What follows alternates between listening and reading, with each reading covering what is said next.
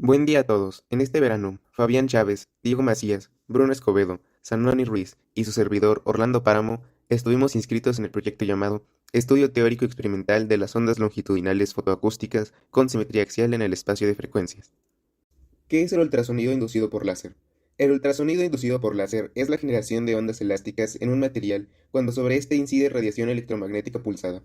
En un experimento típico, se hace incidir un pulso láser sobre un divisor de haz. Parte de ese haz llega a una ventana de una piscina que contiene agua, pasa a través de ella y llega hasta la muestra. Ahí se genera el ultrasonido y es detectado, ya sea en modo backward o en modo forward. Estas señales generadas son enviadas a un amplificador, del amplificador van al osciloscopio y posteriormente son enviadas a una PC para su análisis. El sistema genera un trigger o disparador a través de la otra parte del haz que llega a un fotodetector e inicia la medición en el osciloscopio. En la imagen de la derecha representamos una onda de ultrasonido esférica generada cuando se incide un pulso láser sobre un objeto absorbente e inicia una onda que se propaga en todo el espacio. El ultrasonido inducido por láser, dado que se genera en un material elástico, puede generar dos tipos de ondas. Ondas que se sitúan en el interior del volumen, que pueden ser longitudinales o transversales, o también se tienen ondas que viajan en la superficie del material, las cuales son ondas Rayleigh. Estas no están polarizadas, las ondas Lamp, que se encuentran con polarización vertical, ondas Loeb, que se encuentran con polarización horizontal. Es importante mencionar que las ondas Lamp y Loeb aparecen cuando el material permite el desplazamiento de parte de su estructura, como por ejemplo lo son las placas tectónicas durante un temblor. ¿Pero qué es el efecto fotoacústico? Este es un caso particular del ultrasonido inducido por láser. Son solamente las ondas longitudinales las que definen al efecto fotoacústico. En particular, estas son predominantes en fluidos o tejidos. Es por ello que cuando se refiere uno al efecto fotoacústico, por lo general se realiza una investigación sobre materiales como tejidos, líquidos o gases. Cuando se refiere al ultrasonido inducido por láser, se realiza investigación sobre cualquier tipo de material elástico, como puede ser líquidos o sólidos o gases. Hay varias formas de generar ultrasonido inducido por láser. Uno de ellos es el mecanismo termoelástico, el cual consiste en que cuando incide el pulso láser sobre la muestra, hay un cambio de temperatura, y este cambio de temperatura en la región iluminada se relaja, expandiendo el material elásticamente. Se acepta que la generación y propagación de las ondas longitudinales del ultrasonido inducido por láser se describe por la ecuación de difusión de calor para la temperatura T, acoplada con la ecuación de onda para la presión. Esta sería la estructura general para un material de la ecuación de onda acoplada, que tiene como término fuente a la presión, la energía depositada por el pulso láser, y está acoplada con la presión a través de la ecuación de onda, que a su vez tiene como término fuente a la temperatura. Si se aplican ciertas restricciones de frontera, como lo es el confinamiento de estrés y el confinamiento térmico, además de que si el pulso láser es muy corto, del orden de los nanosegundos o menos, entonces en la mayoría de los materiales, ya sea sólido, fluido o tejidos, la ecuación de onda describe la generación y propagación del ultrasonido inducido por láser. ¿Cómo identificar a los diferentes tipos de onda? Experimentalmente se induce un láser pulsado en una muestra metálica plana para generar ondas de ultrasonido.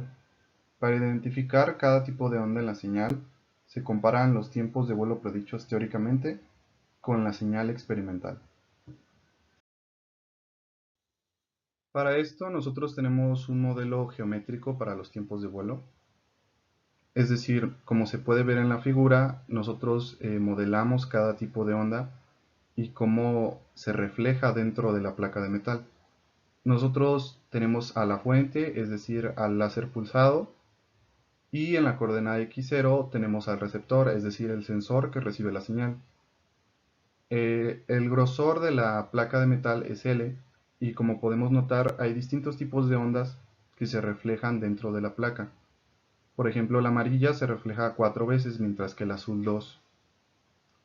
Entonces, basándonos en simple geometría, podemos calcular cada tiempo de vuelo. Ahora, con todos estos datos, podemos proponer un modelo teórico para calcular el tiempo de llegada de cada tipo de señal, las ondas Rayleigh, las ondas transversales y las ondas longitudinales. Todo esto con simple geometría y hipotenusas. Para el tiempo de vuelo de la onda Rayleigh necesitábamos saber la velocidad de la onda Rayleigh, la cual obtuvimos de la referencia por medio de una aproximación con el valor del radio de Poisson del material, es decir, aluminio. También se utilizó ayuda de la programación para realizar el cálculo numérico de la parte teórica, ya que se fue variando la longitud entre el emisor y el receptor para tomar varias medidas y verificar la parte teórica con distintas señales. Aquí podemos notar los resultados que obtuvimos. Tenemos la señal representada con la amplitud de la onda y el tiempo que le tomó. La escala está en microsegundos, mientras que la amplitud está en milivolts. Como notamos, tenemos distintos tipos de onda dentro de la señal de ultrasonido, las ondas Rayleigh, longitudinales, transversales, así como las que se reflejan varias veces. Todo esto con ayuda de simple geometría y teoría matemática.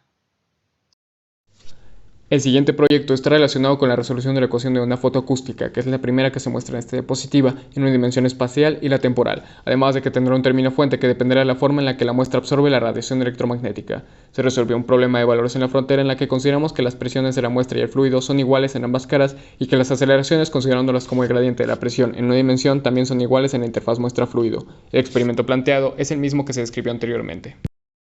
En la ecuación de Verde se observa la propuesta de pulso láser con la que se trabajó, modelándola como un pulso delta.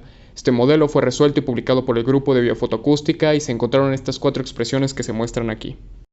Esta fue la revista en la que se publicó dicho artículo, y la pregunta que nos planteamos y que fue el proyecto en el que me involucré fue ¿por qué en el modo forward, que son las ondas detectadas en la cara contraria donde incide la radiación, las reflexiones tienen una mayor amplitud que en el modo backward, que son las ondas detectadas en la cara en la que incide la radiación? De forma intuitiva podemos afirmar que en el modo backward existe interferencia de ultrasonido, teniendo como consecuencia la existencia de coherencia entre dichas ondas. El objetivo de este proyecto es demostrar que, efectivamente, la onda que se muestra en el lado izquierdo correspondiente al modo backward es coherente. Pero, ¿qué es coherencia? Partiendo de una definición clásica de coherencia, que es la que se muestra en la diapositiva, además a esta definición podemos agregar que, equivalentemente, en el espacio de frecuencias, dos señales son completamente coherentes si están en fase y tienen el mismo espectro frecuencial, son parcialmente coherentes si están desfasadas ligeramente o su espectro es parecido, pero no el mismo, y no son coherentes si se emiten aleatoriamente. Desde el punto de vista matemático, la coherencia describe la similitud estadística de una señal en dos puntos del espacio-tiempo. Desde el punto de vista experimental, la coherencia de dos señales se mide mediante el fenómeno de interferencia. Hasta este momento hemos podido mostrar que uno de los términos de las expresiones que les presentamos arriba es diferente de cero, lo que nos permite a nosotros afirmar que estas ondas son coherentes. Además, mencionar que en el siguiente semestre continuaré trabajando con la resolución completa del problema. También continuaremos con el modelo unidimensional, pero considerando un pulso gaussiano, y demostraremos una solución analítica para encontrar un parámetro cuantitativo de coherencia. Es importante mencionar que la medida de coherencia jamás ha sido reportada en el ultrasonido inducido por láser y creemos que esto puede dar paso a un artículo. Para el modelo 2D fue donde trabajamos mi compañero Javier y yo, Fabián.